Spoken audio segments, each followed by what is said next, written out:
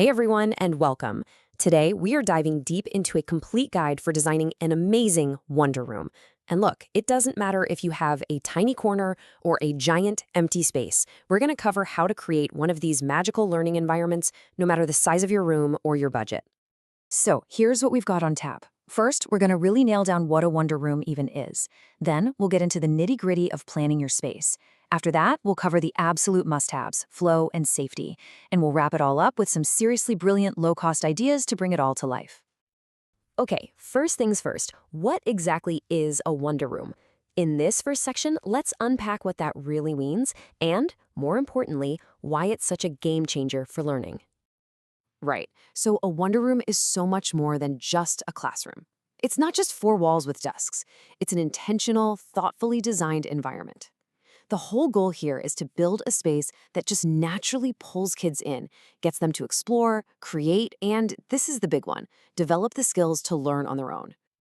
And this right here is probably the most important thing to remember through all of this. It's so easy to think you need a huge room to do something amazing, but that's just not true.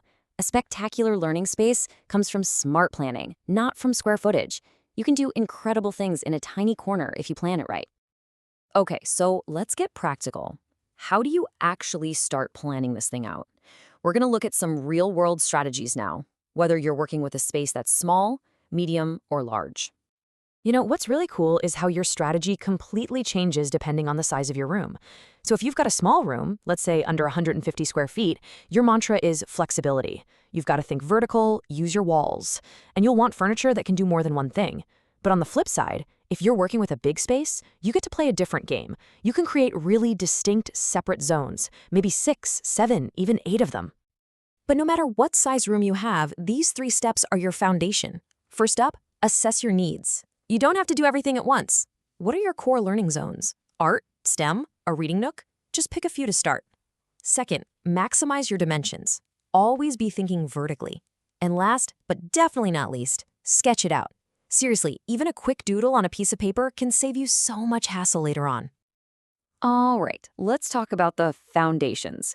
Before you even think about putting a single learning tool in there, you have to nail these 2 things, safety and an intuitive flow. These are the absolute non-negotiables.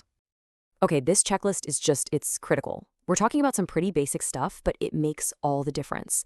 Things like using furniture with rounded edges. And please, anchor all your tall shelves to the wall. That is one of the most important things you can do.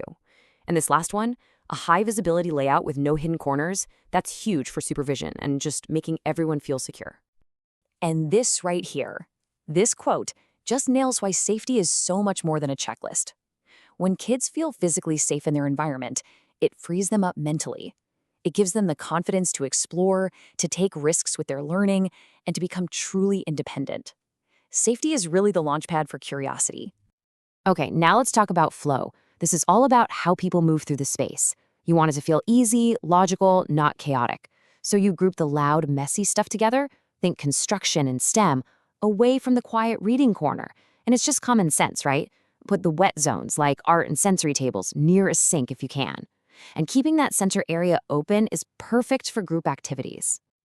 All right, now for my favorite part. Let's talk about how to furnish your Wonder Room without spending a ton of money. This last section is all about getting creative and building something amazing on a budget. And here's the secret, okay?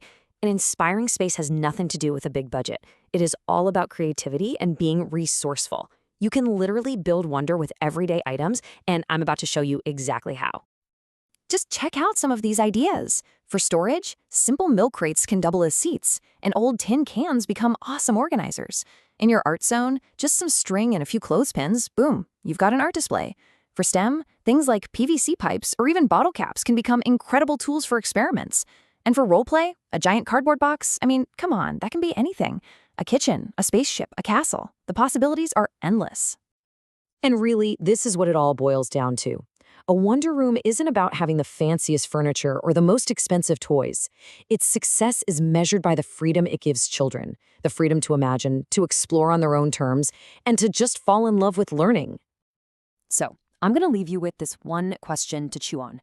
After everything we've talked about today, what is one small, simple thing you can do tomorrow to add just a little more wonder to your space? It doesn't have to be some massive overhaul. Just starting with one thing. That's everything. Thanks so much for joining me.